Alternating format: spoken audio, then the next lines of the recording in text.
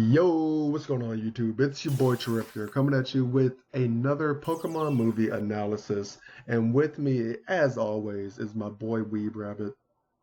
What's up? It's Weeb Rabbit. I'm here, and call me Weeb Rabbit. I Oh my can't think of anything gosh, clever. no.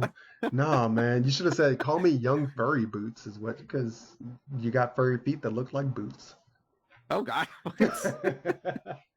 Anywho, yeah, and in this movie analysis, we're going to be talking about Pokemon I Choose You, which is interesting in many regards because it is the first Pokemon movie to be set in its own continuity. It is a reboot, basically, of the franchise somewhat. It's in a whole separate universe.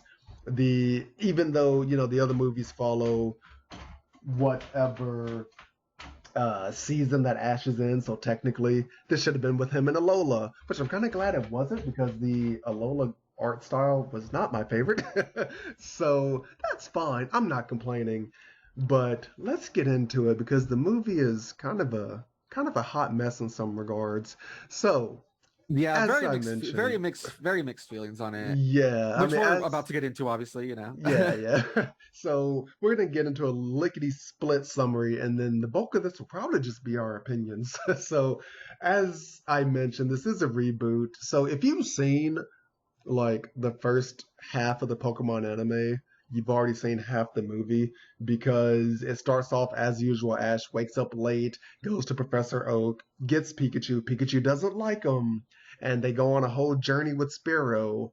Um, and Pikachu gets injured. Ash gets injured also, trying to protect Pikachu. That makes Pikachu respect Ash, and they go from there.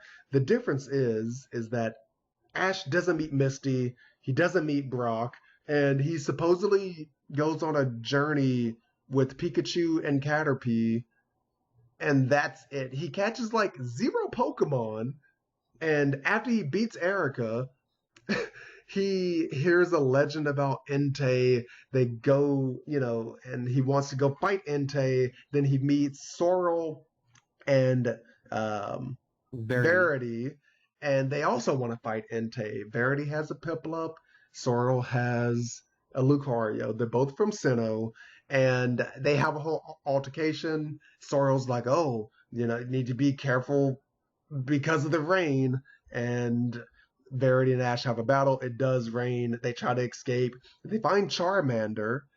And this is the thing about the movie that I kind of don't like is that they want to push all the nostalgia buttons. So they get some of the main highlights of Ash's journey in Kanto, but it's all out of sequence and kind of just makes the movie not make sense. So he's rocking with just two Pokemon. He finally gets Charmander, but Charmander has a new owner, Cross. And he's all like, yeah, I value power over everything. Weak Pokemon aren't worth it. Only powerful Pokemon are worth my time, basically. So he kicks Charmander, and Ash takes him in, as Ash It kind of made me does. laugh because I'm like, oh my God, he's such a dick. Yeah, man. It almost made me laugh So how much of a dick he was. I'm like, holy crap. yeah, but yeah, no. Kicks Charmander to the curb, literally, and Ash takes him in, and they start talking about. Oh, and since Charmander is sick and about to die from the rain, they take Roost in a cave, and they start telling stories about Entei and how they are under Ho-Oh, Entei, Raikou, and Suicune. They're all under Ho-Oh, and Ho-Oh, will give rainbow feathers and will test people. And Ash's like, "Oh, I got one of those," and then he's like, "Oh, well, I want to go find Ho-Oh," and that's basically the movie. They go on an adventure to basically get to the mountain where Ho-Oh tests people. And along the way, he battles Cross again, gets his butt whooped, by the way. Like, oh my gosh, that was rough. And we have Caterpie evolves. He says goodbye to Caterpie. And so Ash is rocking out with a Pikachu and a Charmeleon. That's it. No Bulbasaur, no No Squirtle, Squirtle. no Pidgeotto, no Muck, no Primeape, literally nothing. No So Krabby. Don't forget Krabby. oh yeah, no freaking Krabby, man. Ash doesn't get crabs in this universe. So So it's a good thing then. All right. but yeah, no.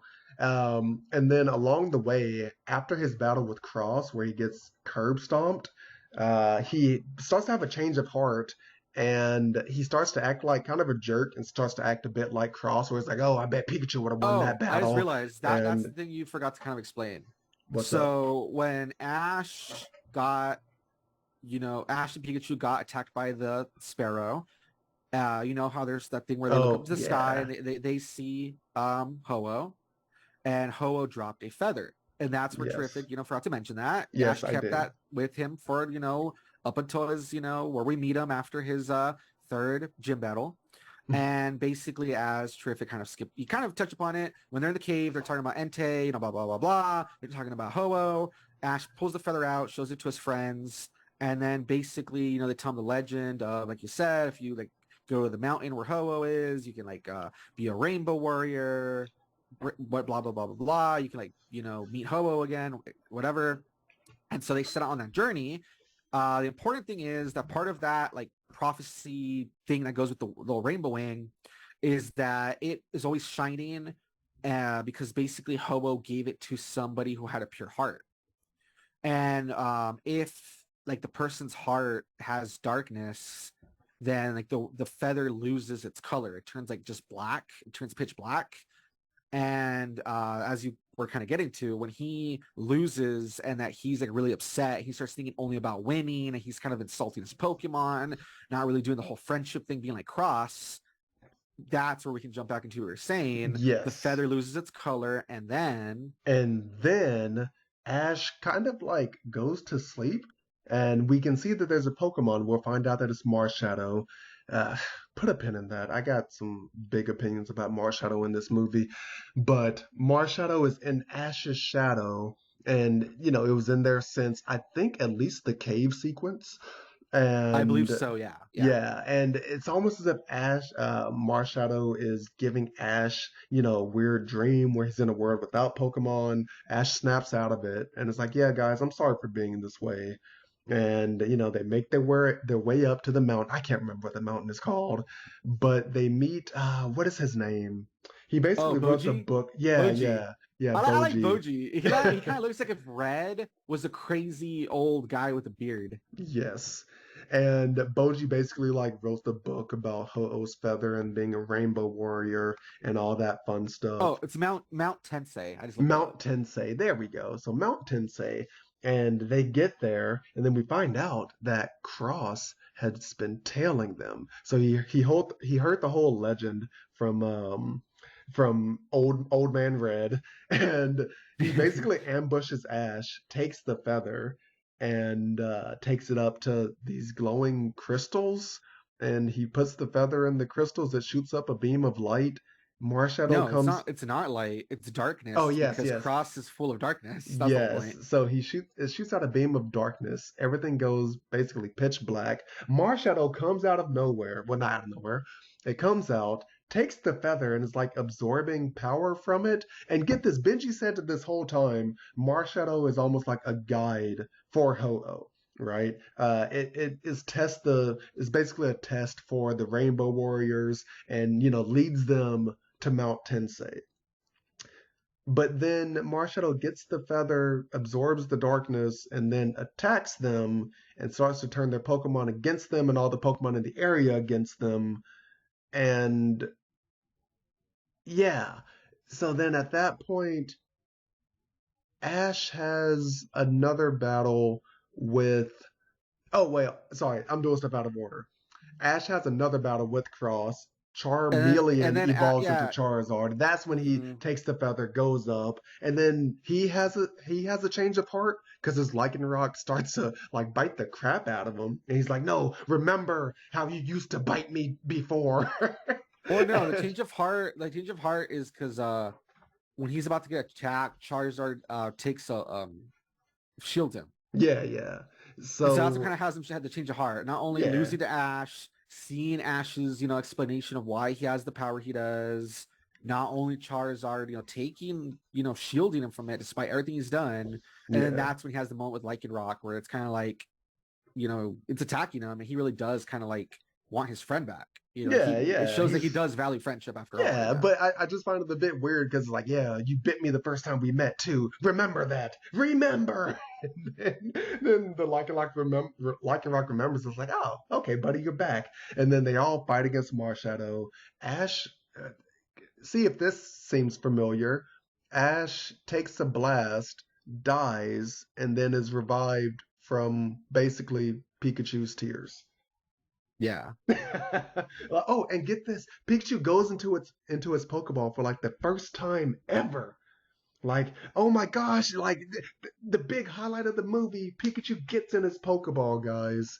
Well, That's that's not the highlight of the movie. that's the highlight of the movie, man. No, it's the That's fact the that highlight. Ash understands it because of their bond, and he thinks it's talking to him. Yeah, that's right. That's the big And moment. But it does also go in its Pokeball, which is a yeah, pretty big deal. Like, oh and shit, I never seen it go in its Pokeball. All right, that was different. and then Ash comes back from the afterlife, and all the darkness gets emptied. Ash, grabs the feather, puts it in the crystal pillar. Ho-Oh comes, and then Ash is like, "All right, Ho-Oh, I want to battle you." Ho-Oh's like, "I bet." They battle, and then the movie ends with Ash going to the Pokemon Center. She's like, "Oh my, what happened?" And he's like, "It was Ho-Oh." And then Nurse Joy's like, "Okay, sure, kid." And No. She at first isn't paying attention. Then when she hears it's Ho, she goes, "Excuse me." Because at first she wasn't paying attention, but then when she hears it's Ho, she's like, what? yeah, That was more of her reaction, which I thought was hilarious. And I yeah, love that Ash is just super messed up. yeah. We don't know what was the result of the battle to keep it ambiguous on purpose, but it's funny because Ash is totally messed up.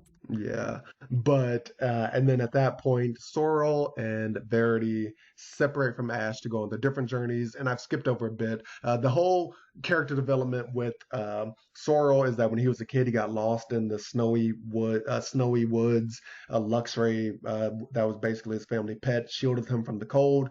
He survived the morning. The Luxray took a walk into heaven. It was pretty So messed up. I was like, damn, all right. yeah, and then basically, Verity has mommy issues because nothing she does lives up to mommy's expectations. So they Because her split. mom is apparently like this like great trainer, so she like lives Yes, in her shadow and stuff. Yeah. yes, and then the movie ends, and then that's the end of that. Yeah. So I'm gonna start off, all right? Okay. I hate the reboot aspect Yeah, because I did too. I just don't get it. it It's weird. doesn't Yeah. really provide anything for the movie other than they can put in those nostalgia bits, but outside of order because they still want to do something new. They don't want to show you all, like, that's the thing. It's like, oh yeah, we want to, rehash Ash's journey, but then they skip out on like 90% of his journey because the journey was him traveling with his companions, catching Pokemon, befriending them, and having adventures. We see him catch all of 2 Pokemon, and while he does meet Sorrel and Verity, I feel like that's different because at that point he goes on a separate adventure. Like his Mm-hmm. adventure to get the badges is basically on the back burner of this weird plot to go to Ho-Oh's random mountain. Yeah. So we kind of miss out on the fun of watching Pokemon, which is Ash's interactions with Pokemon, catching them, and him with his companions going to different cities and all that. So the reboot kind of fails on that front. Yeah, I literally don't understand why a reboot alternate universe thing. Yeah, Like you could have and still done some of this story, which we will cover later, our thoughts on how they could yeah, have done it. They yeah, could still yeah, they could have still done a lot of these plot points, but without the reboot, yeah. reboot thing, yeah. And then another issue is Ho-Oh's random mountain and Marshadow being his accomplice. Because, okay, Ho-Oh is in Johto. That's his whole shtick. Burned Mountain is his roost. That's where you find him in the games. That's his whole concept. Why does he now have a random mountain in Kanto where he tests people to make them Rainbow Warriors? And why is Marshadow, which is in a lowland legendary Pokemon, why is it randomly helping Ho-Oh? Like they've included the the legend the the mythical legendary they've incorporated it a lot better in the previous movies. I feel like Marshadow was just like a, oh hey, we need to shoehorn in what the new mythical event legendary is, but we also want to reboot the series, and they're like, okay, insert it here. That's the kind of impression that I got. I feel like Marshadow doesn't really add too much to the movie and kind of feels like sort of a forced antagonist towards the end, in my Mm-hmm. opinion. Yeah. So I, that's that's just my opinions. What were your what were your big issues with it? Are you done with your issues, or are you I'll go more into I just want to give you a shot okay? because my issues will go in. I'll go into that with how we could have fixed the movie. Okay. Yeah. So my issues, I guess, again, same as you. I don't understand the reboot alternate universe thing. It kind of confuses me why they thought they should go in that direction. That part was weird. Um, Same thing where like I like the Ho-Oh adventure of let's go find Ho-Oh, let's, meet up with it finally, because that never happened before. And Ho-Oh is supposed to be very important to Ash, so I do like that as well. But I agree that the whole it's on a random mountain in Kanto and this whole Rainbow Warrior thing that we've never heard of before, like where did that come from? And why is Mars Shadow its accomplice? I agree with all of that. Um, I also, like you said before, I think it's really weird that he only has like 3 Pokemon and then just 2. Very strange. It's like they were afraid to show these trainers have more Pokemon for some reason, which is very strange. Don't really understand that. Yeah. And then we kind of talked about it, as we were like getting to like the whole climax or whatever.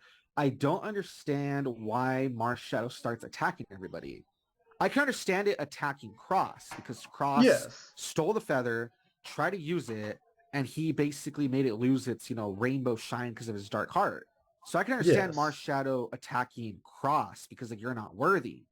But the weird part is that after he's attacking like Cross and everyone else gets involved to try to protect him, it starts attacking everybody and it starts getting all these Pokemon in the area, like kind of like hypnotizing them to like do its bidding to attack like Ash, his friends, Boji, Cross, and etc. I don't get that part. Like up to now, you were like Ash's guide. Why are you still like attacking everybody? It doesn't make sense. Yeah. And it's also inconsistent because I think you could also make an argument for when Ash was having his personality shift. You could also argue that was it Marshadow that was affecting him? Because if you notice, he has that big personality change, and then that's when Marshadow takes him to this like dream alternate universe. I mean, Marshadow basically possesses him Well, too, no, and I saw that as it being Marshadow is showing him like, hey, you're not valuing your Pokemon. You're not seeing them as friends. you think so? Here's what it would Okay. look like if you don't want your Pokemon. This Well, is the well, world because without Pokemon, and that's what he's like, oh crap, a yeah, world without Pokemon is so yeah. lonely. And Well, so but but my thing was that was it testing him in the sense of was it making him more aggressive and whatnot, and then showing him this alternate dream to see how he would react to it? yes, Or was it that's how I legit saw it. Yes. Ash? Yeah, yeah, because it's just such a huge personality shift for Ash. Ash has never been that way. But that's the whole point. And He was just so salty about the fact that this guy beat him, and he thought, up to now, it looks like he was always winning. That's the kind of what we see, right? bro, he was not always winning with just a Pikachu and a Well, Caterpie. that's what they show us, is what I'm Yeah, I saying. know. So I I think know. And that's another he was issue. just so upset that this one guy beat him, and that this Yeah, guy I that he has know. beef with. And that's what I'm saying. I see it as Marshadow put him in that sleep-like trance to kind of see if like Ash would get out of it and start appreciating his friendship with his Pokemon again. Yeah, I know. I just wish that there would have been more of a build up, because we don't really see this cocky Ash until after this one battle where he loses. Yeah, yeah, I yeah. think it would have been nice if, like, as he was beating Eric, it's like, yeah, I knew I'd win. I always Yeah, win, yeah, yeah. something like that, because he also battles people earlier in the movie. And if he was like, yeah, I'm so great. I'm going to be a Pokemon master and yada, yada, yada. We don't see the build up to lead up to this huge climax. Because it would make sense if he's, if he's gassing himself up like, yeah, I always win, I'm the best I know, trainer yeah, yeah. ever, and then he gets his butt whooped, and it's like, oh, if my Pokemon were stronger, this wouldn't have happened. Pikachu, you're just weak. Charmander, you're weak. That Yeah. would make sense to me, but it all kind of just comes out of nowhere, and it could have been handled better. Yeah. Is where I'm coming from Yeah, with yeah. the random personality shift, Yeah. and and it's I kind of wish that we saw more from Cross. I know that you didn't necessarily have a problem with him, but for me, I feel like I'm kind of just sick of the trope of all of Ash's like. Well, if you want to show like a big rival for Ash, it's always just the whole they value power over friendship. That's their whole shtick. I, while yes, we do learn that he has the the deeper meaning of he got that way because of Ho-Oh. He wanted to prove himself worthy for Ho-Oh. Again, I wish it would have been nice if overall we saw he was like, yeah, power is all that matters. I'm doing this, I'm trying to get more powerful for a reason. I have to prove my worth. Stuff like that. Because I'm kind of just sick of the trope of rival character only wants powerful Pokemon, because it's just been done so much. I And know, unfortunately, yeah. it would have been nice if they just gave us the hints of his character development earlier. And if we also saw when he was like, "Yeah, I used to be like you. I used to value friendship, but I found out that that wasn't worth anything." I thought that would have been Yeah, nice that would have been nice. to Exactly. have that. Yeah, yeah. And now I think I Well, want to talk about how well, what's I up. wasn't saying I want to talk about the stuff I like since we talked about the lost stuff we didn't like. Oh yeah, that's true. Yeah. So I'll try to, it'll I don't know. Yeah, yeah, it is a good spot. Should I say after you say how you would fix it? But no, I think this is a good spot because what Yeah. was there as is that I liked. Okay, I do like the whole intro sequence that it redoes the whole thing of him meeting Pikachu, leading up to him meeting Mhm. Ho-Oh. I like that. I thought it was really well done. I think the movie has really good visuals and stuff. It was really nice looking, etc. And I think that this will kind of lead into how we would have done it different. I would keep that sequence. I think that it's a good.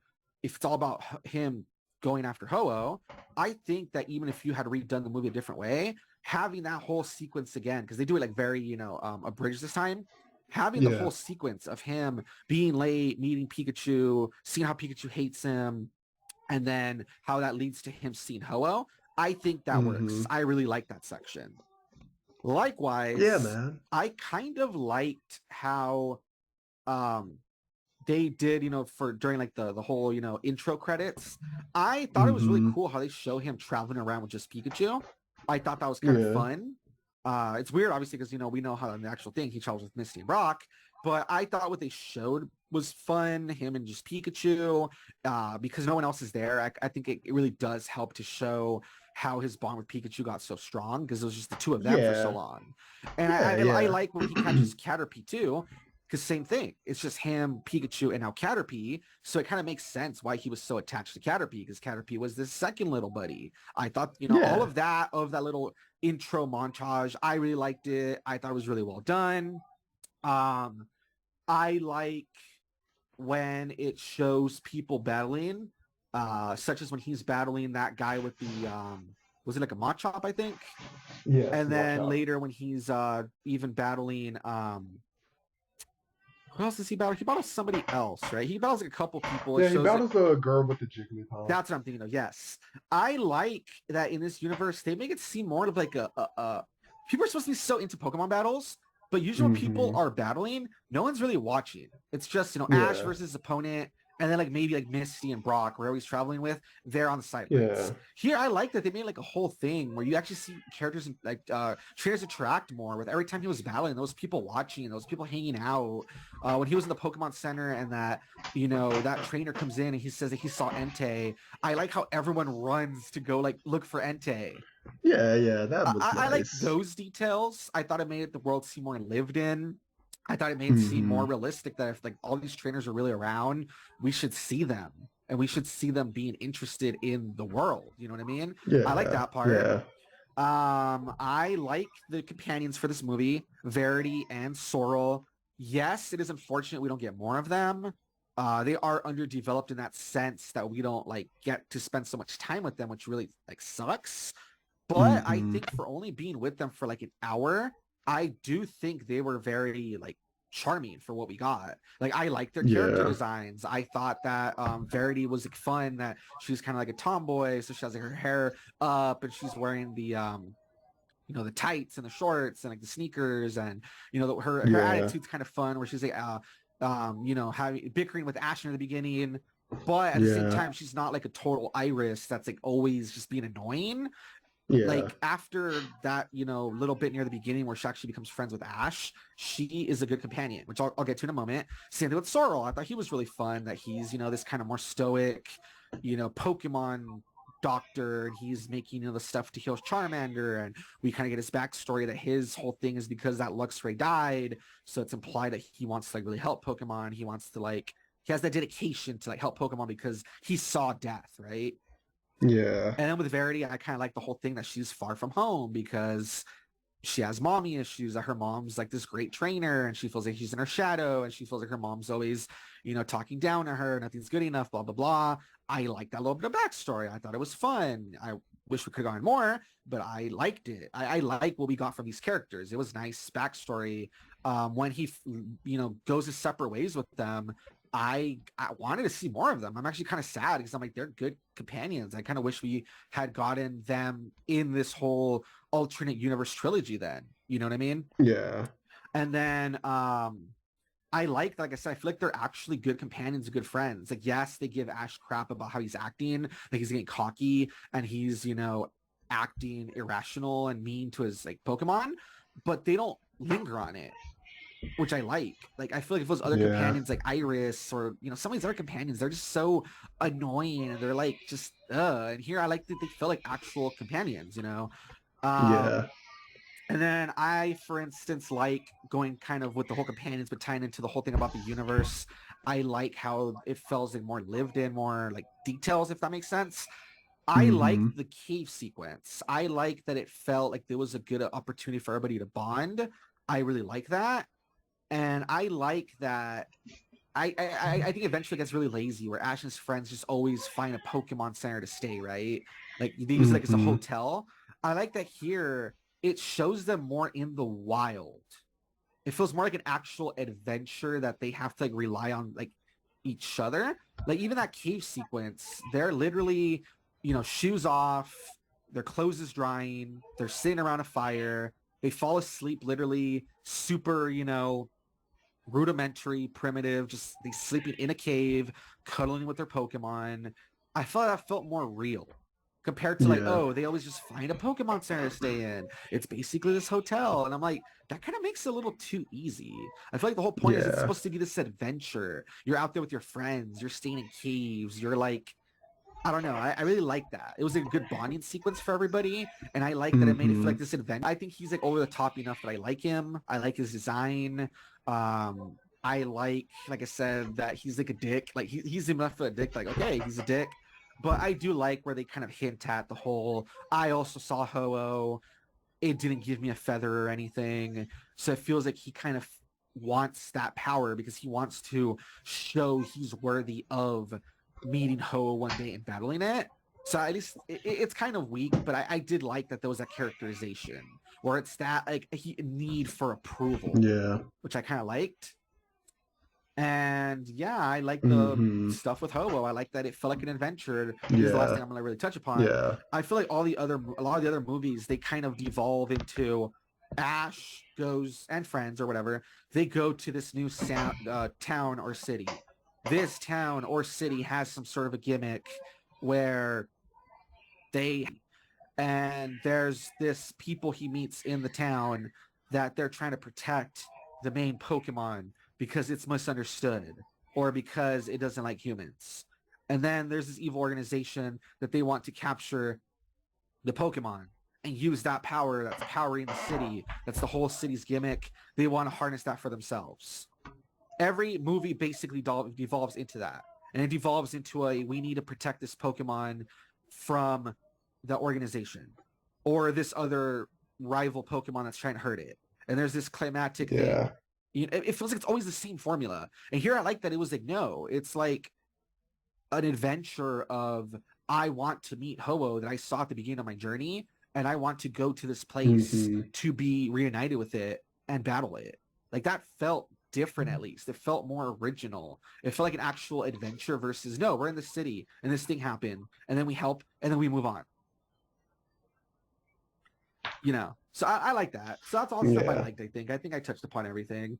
Yeah, I think I touched upon everything. So there is a lot to like. I thought, visuals, the adventure, the Yep. side characters, the intro, all that stuff was very good. Now this is going to kind of tie into what you want to talk about, how you would change it. What could be better though? Okay, so pretty much, and I'm gonna go into this super quick. So pretty much, I think that a major way to improve the movie, all you got to do is keep it in the same, same continuity. Don't do the reboot. The reboot was a terrible idea, and just retcon it to where Ash, in the beginning of his journey, got a rainbow wing from Ho. I'm okay with that one retcon. And let's say that he's recounting on it with his group of friends, and he's like, yeah, I kind of want to follow up on this. I want to meet Ho-Oh. And so that leads him back to Johto, and it takes him to the Burn Tower, which is actually connected to Ho-Oh.